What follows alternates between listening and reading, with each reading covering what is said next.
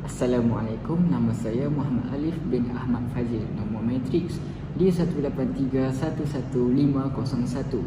Untuk projek akhir tahun pada kali ini, saya memilih dokumentari yang bertajuk Esports Mobile di Malaysia.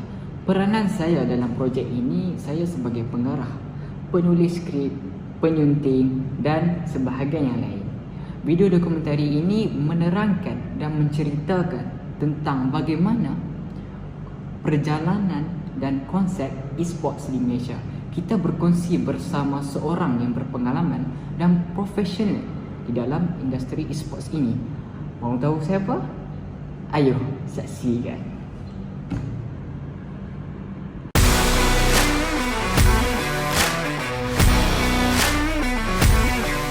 Jelas Khairul Syaril e-sukan perlu dilihat dalam konteks yang lebih luas dan bukan hanya sebagai hobi atau hiburan. Sebaliknya, ia mampu dijadikan sebagai sumber rezeki yang menjamin masa depan.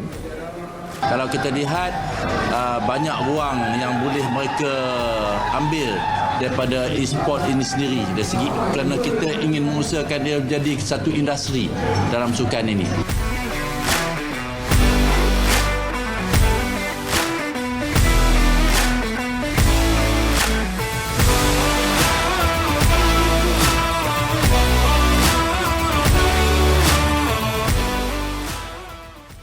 Kita melihat bahawa e-sport ini diminati oleh golongan anak muda khususnya dan terlalu besar the numbers yang involved dalam e-sports. So bila mana di situ kita melihat bahawa the transformation from the e-sport daripada e-games to the e-sports. Sebab tu kita brands kan. Daripada dulu orang panggil kalau main game ni orang kata main game lah. Kalau mak pak kita kata pergi mana tu nak main game lah tu. Ini buang masa. Jadi apabila kita transform to the e-sport, so e-sport ni menyediakan satu platform di mana bukan hanya untuk menjadi atlet tetapi sebenarnya terlalu banyak bidang-bidang dalam e-sport dan juga kejohanan-kejohanan yang bersifatkan international di dalam e-sport. Itu bezanya antara dulu dan sekarang. Dan sudah tentu dan pasti bahawa kita melihat ada persepsi ataupun perkara-perkara negatif di dalam e-games itu sendiri. Dan apabila kita transform ke e-sport, bukan hanya kita transform daripada segi kejohanan tetapi transform daripada segi penjagaan e-sport medical contoh dan juga penjagaan daripada segi bagaimana strategi dalam e-sport dan juga bagaimana kita nak mengubah persepsi daripada masyarakat terutamanya ibu bapa terhadap kesan-kesan negatif. Ada kesan-kesan negatif tetapi dengan pelaksanaan transisi daripada e-games ke e-sport memberikan kesan yang lebih baik dan kita akan tackle whatever problem dalam e-sport. Adakah sukan e-sport ini boleh dijadikan sebagai kerjaya di masa hadapan? Dia bukanlah kerjaya masa hadapan tetapi ialah kerjaya pada ketika ini. Dan apabila dia tengok the senario dalam e-sport ni, kita start pada tahun 2014 di mana sukan e-sport ni cuba dipergiatkan oleh industri-industri dan juga penggemar-penggemar e-sport. Sehinggalah diiktiraf oleh kerajaan pada ketika itu 2017 oleh Yang Berhormat KJ selaku menteri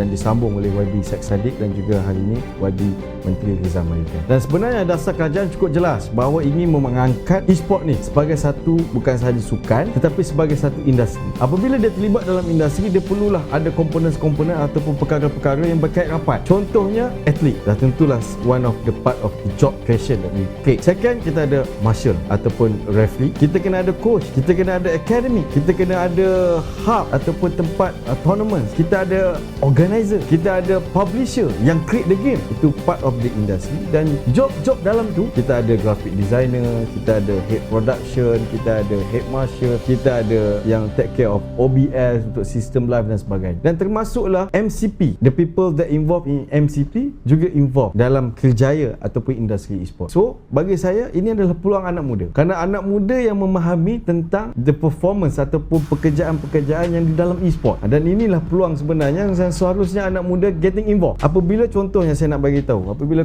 contohnya berlakunya COVID-19. Bila berlaku COVID-19, banyak yang terkesan di atas kesannya kerjaya mereka. Tetapi dalam e-sport tidak. E-sport terus cemerlang dan dibeli. Contohnya, mereka-mereka yang dalam e-sport ni, mereka dah ada kemahiran dalam sistem OBS untuk buat live di mana-mana platform sosial media khususnya. Dan apabila mereka ada kemahiran itu, apabila transitional from pekerjaan biasa, terpaksa work from home, daripada kita bermesyuarat bersemuka, hari ini terpaksa bermesyuarat online. Dan kebanyakan e-sport punya teams ataupun ataupun yang bersama dalam e-sport, mereka ni dapat jobs atau opportunity bila mana COVID dia transitional from the conventional to the digital method. Apakah masalah-masalah yang sering dihadapi oleh atlet-atlet e-sport ini? Masalahnya sebenarnya dia depends kepada support from their parent itself. Ada setengah ibu bapa masih lagi tidak menampakkanlah mereka ini menolak e-sport, tetapi mereka tidak menampakkan bahawa e-sport ini mempunyai satu masa depan. Contohnya di zaman saya, masa saya sekolah dulu, kita kalau budak-budak ni memang aktif dia main bola lah kan. Jadi masa ketika itu dia berbeza dengan ibu bapa sekarang. Kalau anak dia nak main bola, dia akan sediakan perbelanjaan peruntukan untuk anak dia dan hantar ke akademik dan sebagainya. Tapi masa kita dulu, dia cakap tak boleh, ni tak ada masa depan ni. So main bola ni tak ada masa depan. You need to focus on your study. So sama juga dengan e-sport, dia tidak ada bezanya. Cuma penerangan perlulah diterangkan bukan saja di peringkat player-player, tetapi di peringkat ibu bapa, warga pendidik kita dan dah tentu dah daripada masyarakat. Penerangan ini harus jelas. Sebab itu kita di persatuan khususnya, dia bukan sahaja menganjurkan pertandingan untuk mencari bakat-bakat baru, tetapi dia perlukan suatu suntikan kepada ibu bapa, kerana ibu bapa ni yang akan jadi pembangkit semangat mereka ni untuk bergerak dan terus terbang tinggi. Jika ada sekatan, mereka akan work on pressure. Kesimpulannya, kita boleh nampak bahawa e-sport ini boleh mendatangkan manfaat juga berdasarkan temu ramah yang dibuat. Kita dapat tahu bahawa e-sport ini boleh menjana pendapatan, boleh dijadikan kerjaya dan akhir sekali mempunyai masa depan yang cerah. Akhir kata bagi saya, majulah e-sport untuk negara.